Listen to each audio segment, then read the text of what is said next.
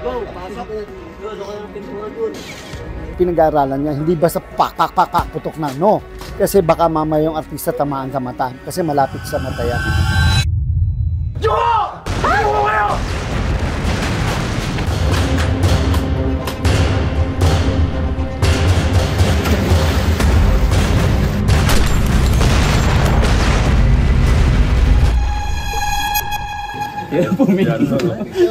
Ganda niya, no? Salamin ko! Katapakan!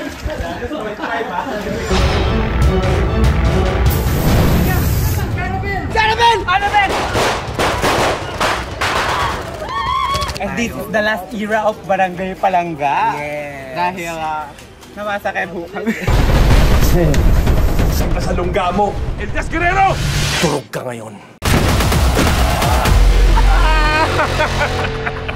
Pagkatapos ang sinisisi, kami ni Elias, kami rin naman, muntik nang mamatay, kumbaga, di ba? Kaya sobrang bigat. Feeling ko si Elias, mas lalalim talaga yung galit niya sa lahat ng bubuo ng Golden Scorpion.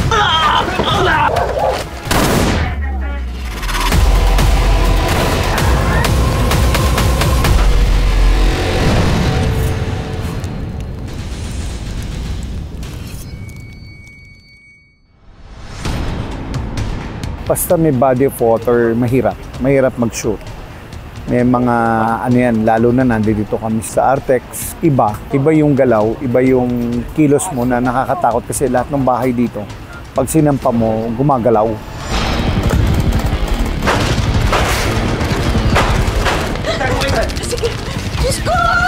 Diyos ko po! Siguro yung nung binabasa ko pala yung script na merong body of water, yun yung nakita kong feeling ko ang bigat, ang hirap gawin nun. No?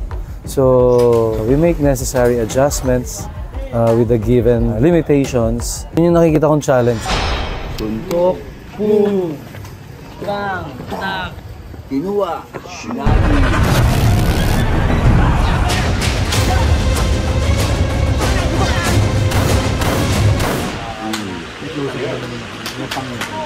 Kasi kung titignan mo, parang noon ang sese ng Palangga, di ba? Parang walang problema.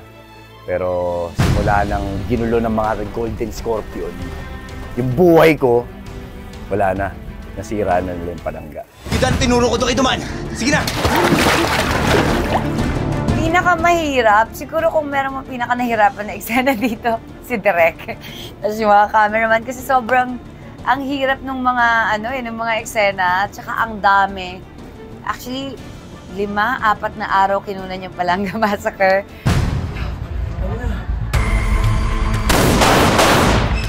Okay, ID! Action!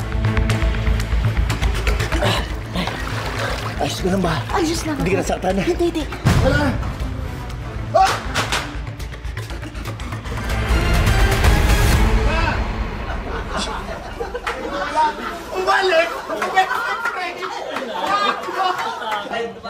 Guys, abangan niyo po kung ano po mangyayari po dahil ngayon po meron po kaming wet scene.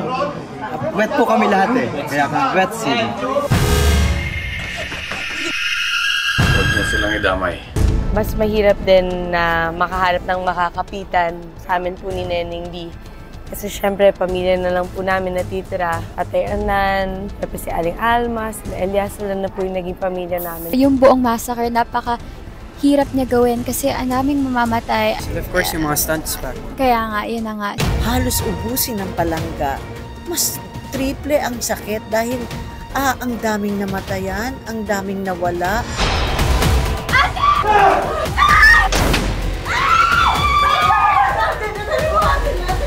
Alam mo hanggang ngayon, tapos na yung eksena, pero mahirap kasi talaga mawala ng mga anak. Hindi ko pa siya nararamdaman, pero pag naiisip ko, dami ng mga kaibigan namin. Grabe yung bigat ng mga eksena bitawan nila, Kapitana at ni Nanay Alma. Sobrang para sa akin, parang nadadala din ako. Naiiyak ako, kaliwang mata lang.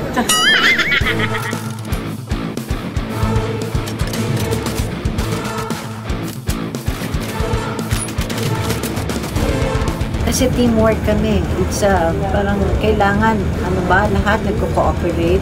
Kaya ako, yung contribution ko, kailangan alam ko yung gagawin ko, alam ko yung dialogue ko, alam ko yung emosyon na kailangan dapat ibigay. Isa lang masasabi ko, sana suportahan nyo kami at manood kayo ng Black Rider. Abangan nyo pa po kung hanggang saan tutulong si Romana kay Black Rider. Pinag-isipang mabuti at saka gusto namin na ang mga tao nakasakay dun sa emosyon na kung nasaan, andun din yung emosyon namin. Kaya kailangan nyo pong abangan. Siguraduhin na lang na aabangan nyo po ang mga susunod na kabanata dahil talagang magiging matindi po ang aming mga eksena. Dahil ito na po ang simula ng paghihigante at paglaban para sa hustisya. Black Rider.